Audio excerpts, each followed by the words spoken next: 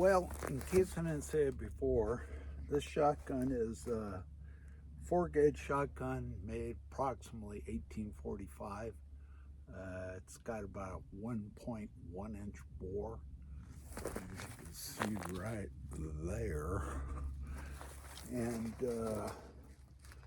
what I've been doing is I'll shoot this 200 grains black powder with a wad over it, and then I dump the powder in and then put a wad over that. I'm trying not to make it too fancy, something like what was shot in a day. I hope you guys could see it, but sitting out there is a computer screen, and I'm going to shoot it. This is probably about 250 BBs, 9-shot. So it sure the heck got to screw it up.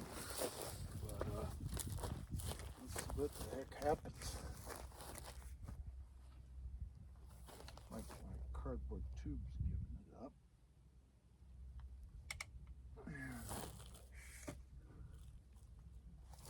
Kind of like that. There goes nothing. Oh. Well, that did the job.